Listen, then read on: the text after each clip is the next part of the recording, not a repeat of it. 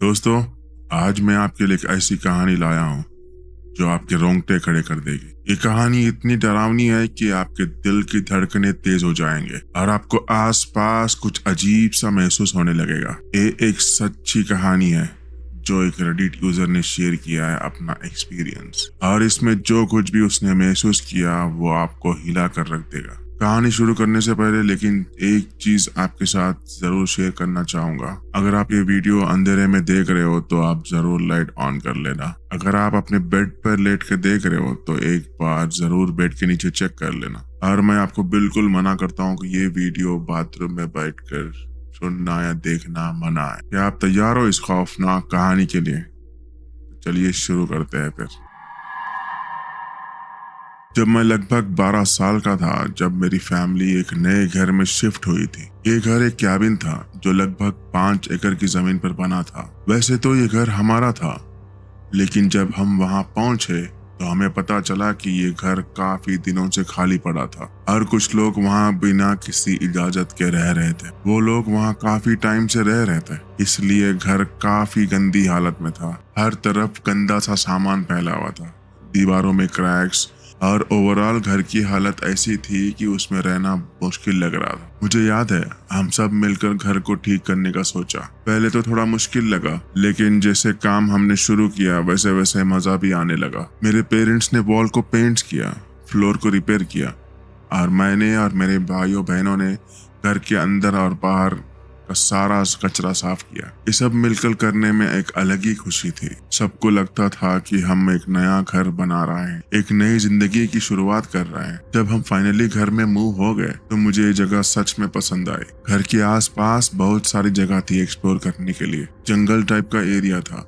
जहाँ मैं और मेरे भाई बहनों ने दौड़ते खेलते नए नए चीजें डिस्कवर करते। शुरू में सब कुछ नॉर्मल लगता था, बस छोटी मोटी चीजें थी जो हमें देखने पड़ती थी, जैसे कि मकड़ियां, सांप और कभी कभार चूहे घर में आ जाना। पर ये सब होते हुए भी घर में रहने का एक अलग ही मजा था। लेकिन कुछ महीने बाद मैंने कुछ अजीब सा महसूस करना शुरू किया। शुरू में तो ऐसा होता था कि मुझे लगता था जैसे मैंने अपनी आंखों के कोने से कुछ देखा है, कुछ पतला और लंबा सा चेहरा जो हमारे हॉलवे से तेज दौड़ता हुआ निकल जाता था। मैंने इससे पहले कभी नहीं देखा था, लेकिन ये चीज हर बार 1 सेकंड के लिए नजर आती और फिर गायब हो जाती। मुझे वो डार्क की शक्ल कहीं ना कहीं घर के कोने में खड़ी दिखाई देने लगी, कभी किसी फर्नीचर के पीछे, कभी किसी डोर के किनारे। हर बार जब मैं उस तरफ देखता वो तुरंत गायब हो जाती, जैसे वहां कुछ था ही नहीं। ऐसा लगता था मुझे वो चिढ़ा रही है और मैं उसे कभी पकड़ नहीं पाऊंगा। धीरे धीरे ये सब नॉर्मल होने लगा,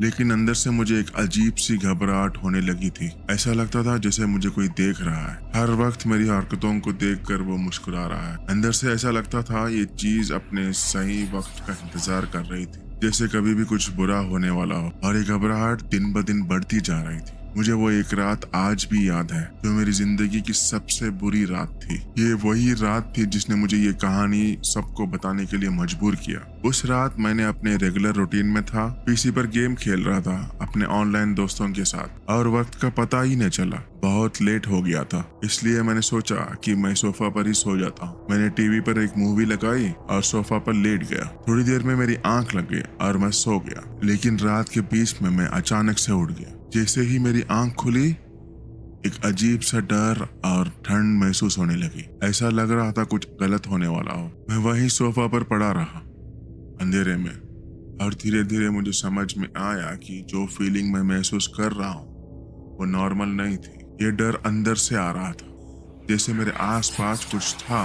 जो बिल्कुल ठीक नहीं। मैंने सोचा कि मैं आंखें बंद करके फिर से सो जाऊं, लेकिन उस डर ने मुझे जगाए रखा। उसी बीच मेरे बाप के कमरे से कुछ अजीब सी आवाज सुनाई दी। उनकी आवाजें सुन के मुझे और डर होने लगा और मैं बस वहीं सोफा पर फ्रीज हो गया, और मैं हिलने के लिए भी तैयार नहीं था, सोच कर कि शायद मैं इस सब से बच जाऊं। लेकिन वो डर कम होने के बजाय और बढ़ने लगा। ऐसे लगने लगा जैसे मेरी बॉडी बता रही थी कुछ बहुत गलत है और मुझे हिलना भी नहीं चाहिए। तभी मैंने उस आवाज को सुना जो मेरी जिंदगी की सबसे खौफनाक मोमेंट बन गया। वो आवाज किचन से आई थी, एक ग्राउलिंग साउंड जो बिल्कुल वैसा था जैसे कोई कह रहा हो, मैं तुझे पकड़ लूंगा। ये सुनने के बाद मेरी पूरी बॉडी में ठंड लगने लगी, जैसा मेरा खून जम गया हो। मेरे बॉडी में एक स्टैटिक सी फीलिंग होने लगी, जैसे कि हर एक नर्व जो टेंशन से भर गई हो, और मेरी सांसें रुक सी गई थी। वो आवाज बहुत ही गंदी थी, बहुत डीप आवाज थी, बिल्कुल जैसे किसी पुरानी आत्मा की आवाज होती है। मैंने इतना ज्यादा डर गया था, मैंने जोर से अपने आंखें बंद कर ली और बस यही प्रार्थना करने लगा, मैं जल्द से सो जाऊं और सब कुछ भूल जाऊं। वही डर शायद मुझे दोबारा सुनाने में मदद कर गया। मुझे याद है कि मैं इतना ज्यादा डर गया था कि मेरी बॉडी ने एक तरह से शट डाउन कर दिया और मैं तुरंत से सो गया। लेकिन उस मोमेंट ने मुझे हमेशा के लिए बदल दिया। ये रात मेरी जिंदगी की सबसे बड़ी हॉरर स्टोरी बन गई थी, जो मैं कभी भूल नहीं सकता।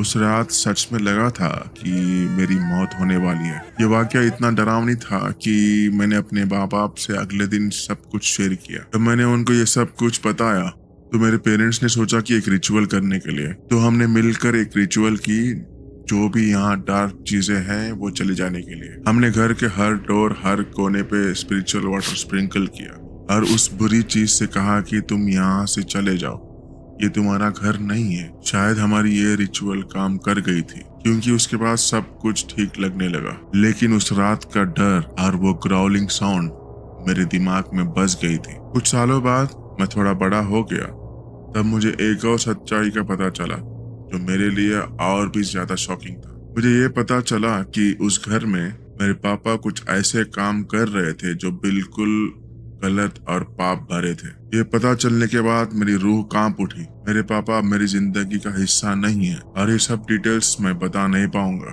लेकिन ये कहना जरूरी है कि उनके किए हुए कामों ने उस घर में डार्क एंटिटीज को अट्रैक्ट किया। उनके वो बुरे और पाप भरे काम शायद एक रीजन हो सकता है कि उस घर में इतनी ज्यादा नेगेटिविटी थी। ऐसा लगता था जैसे उनके कामों ने घर में डेमोनिक एंटिटीज को बुलाया हो। उनका वो बुरा व्यवहार, वो अंधेरा जो उन्होंने अपने अंदर पाल रखा था, शायद मेरे पापा ने ही घर में बैड एंटिटीज को जगह दी थी। मैंने जितनी ज्यादा बातें जानी, उतना ही मुझे ये समझ में आया कि उस घर में जो कुछ भी होता था उसका सीधा कनेक्शन मेरे पापा के बुरे कामों से था। मुझे अब ये लगता है कि वो चीज जो उस रात मेरी जान लेना चाहती थी, वो सिर्फ एक आत्मा या भूतिया चीज नहीं थी, बल्कि मेरे पापा के बुरे और कामों का परिणाम था। उन्होंने जो भी किया, उसने घर को एक बुरी ताकत के लिए ओपन कर दिया था और वही बुराई हम सब पर हावी हो रही थी।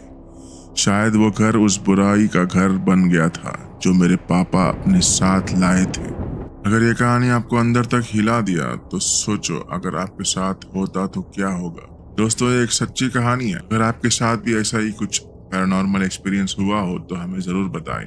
अपने एक्सपीरियंस को हमारे साथ जरूर शेयर करें नीचे दिए गए हुए ईमेल पर। हम आपके कहानियों को भी हमारे चैनल पर जरूर शेयर करेंगे। और हाँ, अगर आपको ये वीडियो पसंद आई तो जरूर से लाइक करें और अपने दोस्तों के साथ शेयर करें। अगर आप नए हो तो हमारे चैनल को जरूर से सब्सक्राइब करना ना भूलें। ऐसे ही और भी डरावनी कहानियों के लिए हमारे साथ जरूर से जुड़े रहें। मिलते हैं अगले वीडियो में। तब तक के लिए सेफ रहिए और अंधेरे से बच के रहिए। सब कुछ हमेशा वैसा नहीं होता जैसा हमें दिखाई देता है।